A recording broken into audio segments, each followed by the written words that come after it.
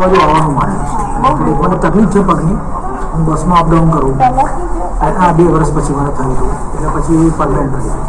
તો એ બસમાં જવું આવું, અને પછી આ તો કેવું છે કે બસ બાણામાં તો કામ થાય નહીં, એટલે સ્કેચિંગ કરવા જવું પડે. કાંકરિયા જઈએ, ભગતસિંહની વાડી જઈએ, આલુપુર રેલવે સ્ટેશનમાં સાંજે જઈએ અમે લોકો.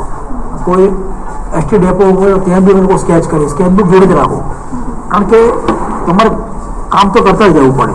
સતત તમારો હાથ જેમ રિયાઝ કરે છે ને ગાવામાં, એમ તમારો હાથ ચાલતો રહેવો જોઈએ. એ ધીમે ધીમે મેં જોયું કે લોકો બહુ જ કામ કરે છે, આપણે બી કશું નથી કરતા. તો ધીમે ધીમે પોર્ટ્રેટ બનાવવા માંડ્યો, મિનિએચર પેઇન્ટિંગ બનાવવા માંડ્યો. અને સિનેમાના બોર્ડ જોયું તો એમ લાગે કે એક આંખ હોય ને તો 17 ફૂટની આંખ હોય. 8 ગજ્જર બીકે ભાવસાય લોકો બનાવે તો હું જોયા કરું કે આ આટલું બધું કામ થઈ રહ્યું છે. જ્યારે નવું ટોપિકમાં નવું પિક્ચર આવે ને ત્યારે જે પોર્ટ્રેટ બને ને એમાં એટલું બધું વેરિએશન હોય ને કે તમે આપણે કોઈ જીગર ના હોય કામ કરવાની. કારણ કે તમે એવા ઇક્વિપમેન્ટ્સ ના હોય, કેનવાસ ના હોય, હાર્ડબોર્ડ ના હોય, ઓઇલ પેન ના હોય. પણ પ્રયત્ન પૂરો કર્યો કે ધીમે ધીમે મેં સ્ટાર્ટ કર્યું. મેં ઓઇલ પેપર બનાવવા માંડ્યા. પેપર કેનવાસ નહીં, ઓઇલ પેપર પર અમિતાભ બચ્ચન રાજકુમારના ફોટા બનાવ્યા છે. એ ઓઇલ પેપર છે. જ્યારે પેલો કેનવાસ બને છે ને, કેનવાસથી મેં હાર્ડબોર્ડ બનેલું. એ હાર્ડબોર્ડ ઉપર મેં કામ કરેલું છે. એ લેન્ડસ્કેપ છે ને એ 77માં બનાવ્યો હતો મેં, ઓઇલ પેન્ટમાં. કેમલ ન મળે અને એ સ્ટેશનરીની દુકાન બહુ દૂર હોય, પણ એક ખૂટતું ત્યાં લેવા જવાનું, બીજે ક્યાં મળે નહીં.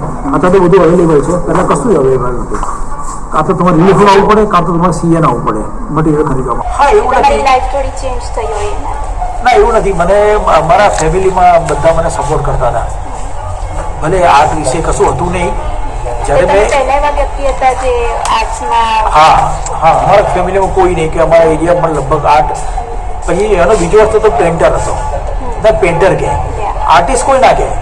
એટલે પછી ધીમે ધીમે છે ને કે શિયાળામાં હોય તો ભાઈ કચેરી હોય તો એના બોર્ડ બનાવું, ઉનાળામાં રસ શેરડીનો રસ હોય તો એના બોર્ડ બનાવું. એટલે કામ કરવાની જે રીત છે ને એ કન્ટિન્યુઅસ ચાલુ રહે. એવું નહીં કે પેપર વર્ક છે. તમારે પતરા પર બી કામ કરવાનું તમને આવડત હોય છે, મિક્સિંગ કરવાનું એ તમને ફાવવું જોઈએ. કારણ કે ઓઇલ પેનનો નેરો લેગ જ મળતી હતી, નાની નાની ડબ્બીઓ. એમાં અમે મિક્સિંગ કરીને ફિગરો બનાવીએ. કોઈક સરસ્વતી માગે, કોઈ અંબે માતામાંથી. એ બનાવવાની જીગર જે હતી ને એમાં ડાર્ક આર્ટ વધારે ડેવલપ થઈ.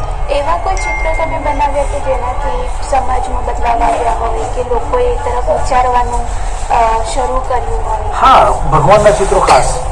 ભગવાન ચિત્રો બનાવું ને એટલે પછી સ્પેસિફિક કોઈ કારણ ભગવાનના ચિત્રો? ના, એટલે કે દાખલા તરીકે ગણેશ ઉત્સવ આવે તો ગણપતિ બનાવવા માટે બધા લોકો લઈ જાય. મને ઘેર આ ગણપતિનું ડેકોરેશન કરવાનું છે, એની શૂટ ને બધું કેવી રીતે કરવાનું.